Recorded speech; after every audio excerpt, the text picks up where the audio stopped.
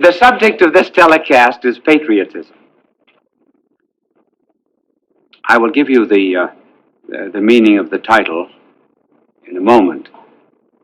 This is a story about patriotism in the year 2024. A woman was elected President of the United States. The reporters approached the husband and said, "How do you feel about the election?" He said, "I regret that I have only one wife to give to my country."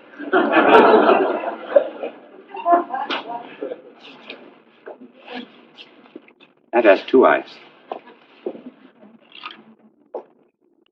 The title, Quo Vadis America.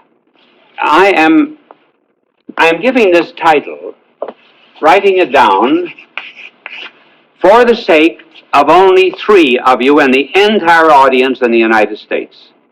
Only three. For the three of you who do not know Latin. Quo Vadis America. If you have ever been to Rome, you may have visited a chapel just outside of Rome. It was erected over a spot where, according to legend, Peter was in flight from persecution in Rome. And on the road, he saw a vision of the Lord approaching him. And Peter said to him, "Quo vadis, Domine?" "Where are you going, Lord?" And the Lord said, "I am going to Rome to be re-crucified." In other words, Peter, that's where you should be. Well, we've chosen that title instead of Quo Vadis Domine, Quo Vadis America. America, where are you going? Where are we going in this day and age? Do you know one of the most unused words that we have in our vocabulary is the word patriotism? Hardly ever hear it anymore. Patriotism is a virtue that was allied to the old virtue of the Greeks and Latin called pietas. Pietas meant love of God, love of neighbor, love of country. And when one goes out, all go out. We no longer have love of God. We have no longer have love of country. We're going to investigate in a particular way today the problem of revolution. We started our country with a revolution. Revolution is in the air today. As a matter of fact, the revolutionists of our day are all arguing and contending that, well, we started that way, therefore we should continue it. So, let us now investigate this question. Namely, we do live in America in a revolutionary tradition, certainly. But the question is, what kind of a revolution should we have? What kind of a revolution? There are two kinds. One, the kind we started with, the other, the kind we have today. What was the kind we started with? Well, I can tell it in the story of an old soldier who had fought at Concord. And someone said to him in his old days, "Why did you go to Concord on that April day? You suffered great oppression, didn't you?" No, Colonel Preston said no, I wasn't conscious of any great oppression from a foreign power. Well, then, it's because you were against the Stamp Act. Oh, I never saw any of the stamps. I think that General Bernard kept some of them in Castle William, but I never saw them. I certainly didn't fight on account of the Stamp Act. Well, then you revolted on account of the tea tax. I never drank a cup of tea in my life. I wasn't interested in the tax. Well, then you must have been reading Harrington, Sidney, and Locke. Never read them. All I ever read was the Bible, Watt's hymns, and the Catechism. Well, then, why did you go to Concord? He said, for one reason, in order that we might govern ourselves. That was the American Revolution, to govern ourselves.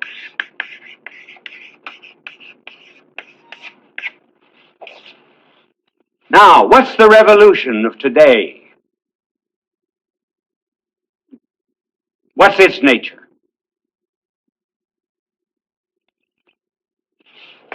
Violence.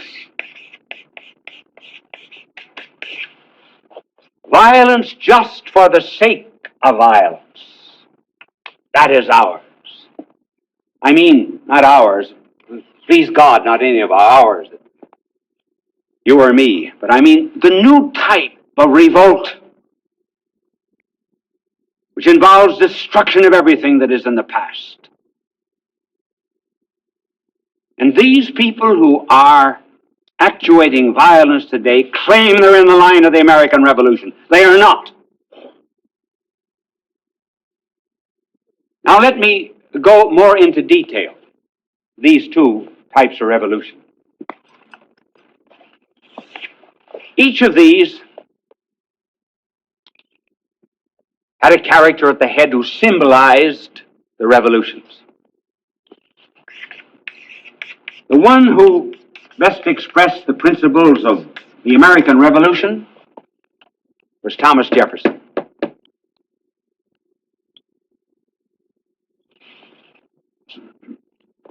Thomas Jefferson is the antecedent of all Americans today who believe in self-government. Who's the progenitor of this kind of revolution?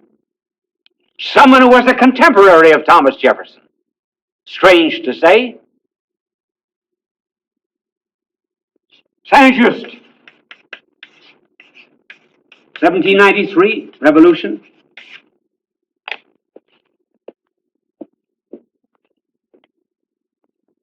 Saint-Just and all who were associated with him in that revolution. Now let me tell you the difference between the two. And here we'll have a review really in pietas and in patriotism. And I will first of all describe what Jefferson taught us, what we believe, what are the conditions of the preservation of our country. Then I will give you Saint-Just, who holds exactly the same thing that the violent revolutionists of today hold in our country. They may not know that they are adopting his principles, but they are. Thomas Jefferson probably knew Saint-Just. They were in Paris together. But in order to do our American Constitution, Thomas Jefferson had to repudiate all of the principles of Saint-Just, whether he knew Saint-Just or not.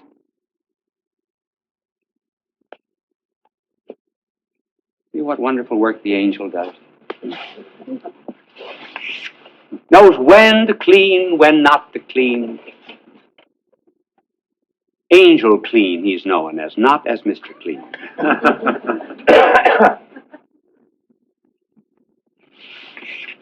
Let's review the principles upon which our democracy was founded. Then let's review Saint-Just. Thomas Jefferson founded our democracy upon two principles. One, the dignity of man. Secondly, I will just simplify it, all rights and liberties come to us from God. I will explain these, and then we will go to Saint-Just. Without telling a word to my angel, he'll know very well that he shouldn't clean the board at this point. Thomas Jefferson. First, he believed that the government must be founded upon the respect for the individual. So he investigated what are the source of our rights and liberties. Where do they come from? Where does my right of free speech come from? Or the right of assembly, or any other right we have? From the will of the majority? If it did, the will of the majority could take away the will of the minority. Jefferson intended that the majority would be the custodian of minority rights.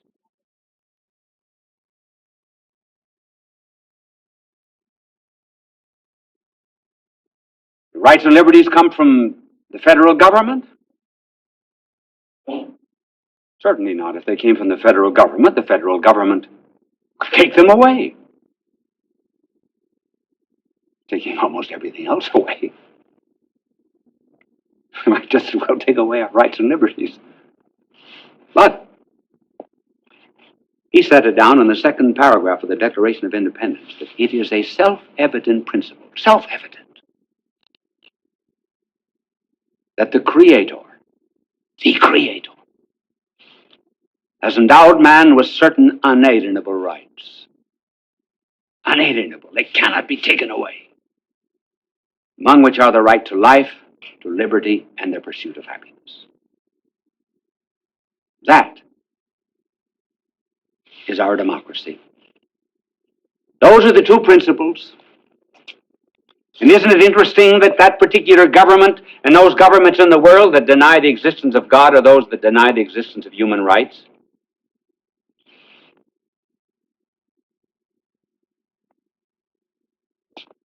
Now, let's go to Saint-Just. What is Saint-Just? And along with him, Royer. What was their principle? Their principle was that in order to make people pass through a certain door, there was only one way to do it, and that was the way of terror. Confiscation of property,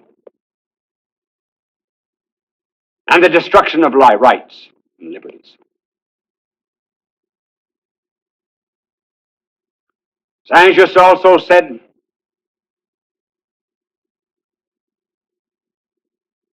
a people can be taught to save themselves only by violence.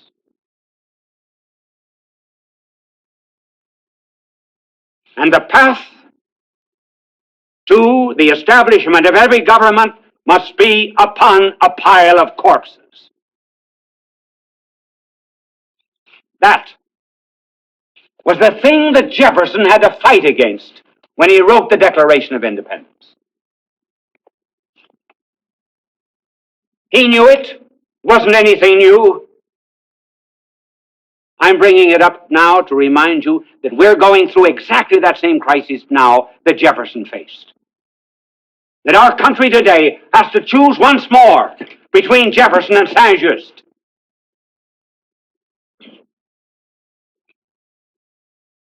Which are we going to choose?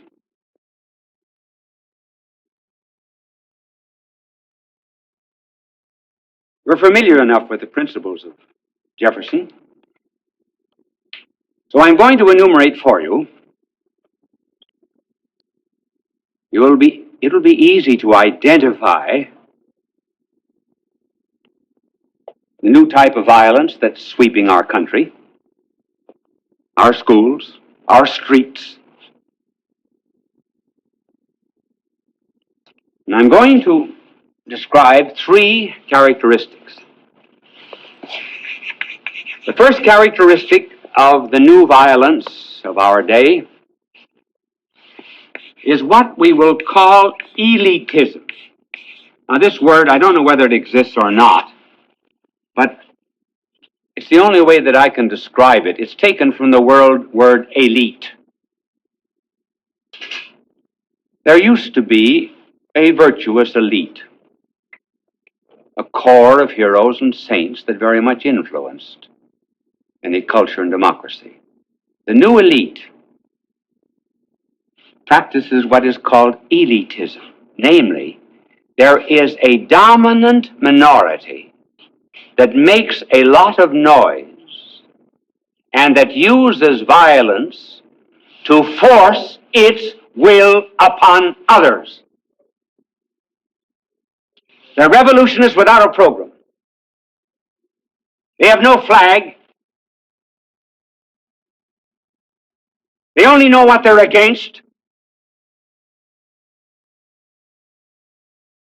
They do not know what they're for. And taking some words out of Toynbee, they're made up of two groups. Toynbee said the first group was conqueror.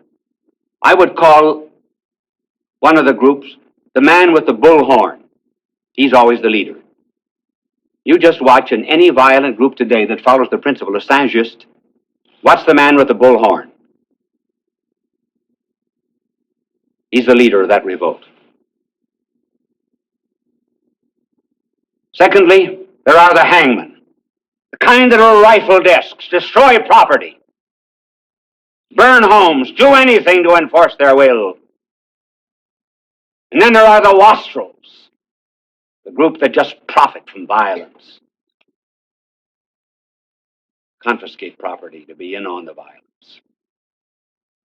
That's the first group. I have 6 minutes and 7 seconds. So be patient. You'll have to wait about 6 minutes for a commercial, let me tell you, too. Second, mysticism. This is another new characteristic of the revolution. Mysticism is a term that belongs to religion. It doesn't belong, actually, in the field of politics, but it's been transposed to politics. Now, what was mysticism? Mysticism was it could best be expressed in the mysticism of John of the Cross. Todo y nada. In other words, God or nothing. Either you give yourself to God completely, or else you give nothing. This was spiritual mysticism. The political mysticism is, of course, there is no God. It's my will or nothing. This is what the elite insists upon. No alternative, no compromise. So they would make, in this mysticism, a tabula rasa. They would wipe the slate clean of anything that opposes them. And then after they destroyed life and property, they would ask for an amnesty and immunity. Thirdly, this is not my term. You could very well accuse me of having invented it. I've often thought of giving a telecast on it, but the other day I went into the 10-volume history of Toynbee. And lo and behold, I found Toynbee saying that idea which has been in my mind, namely Satanism. Satanism is behind it too. This is the third characteristic of it. The world is built on order. There's a plan. So scientists are able to discover the laws of the universe. And in discovering the laws of the universe, men find harmony. This harmony and order had to come from somewhere. It came from God. What is the essence of Satanism? The essence of Satanism is the destruction of that order. the order of law, the order of morality, order of religion, the order of ethics, anything that you please. This is Saint-Just in our day. Believe me, fellow Americans, I tell you that before the flood, in the book of Genesis we read, and in the days of Noah, there was violence on the earth. All of the violence that happens in our country is a fever graph. Read it. And it points to a decay in our civilization. How are we going to get out of it?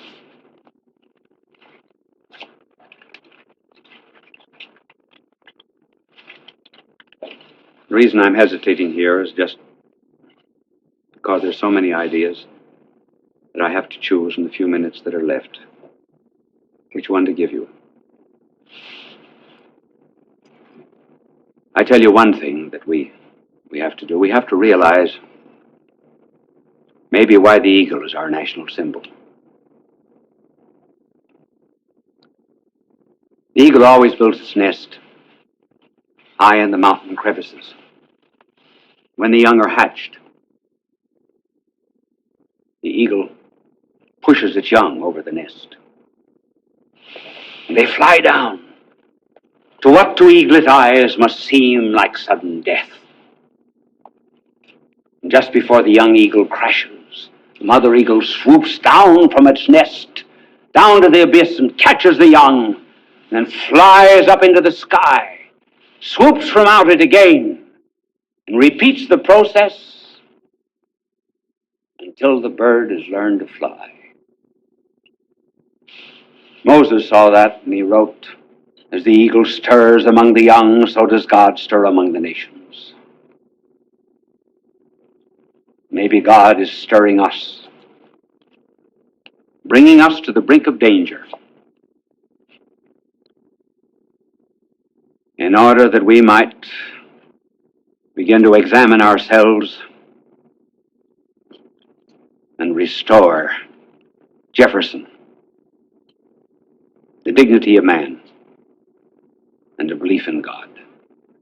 Our nation is too full of those that are crying down. Down with the universities, down with schools, down with the churches, down with teachers, down with government, down with the police. Can you build anything down? You cannot. Certainly time in our nation to change our words. And let's begin now to use the word up. Up from all of this filth. Up from this violence. Up from this indifference of courts. Up to the hid battlements of eternity. Up to God.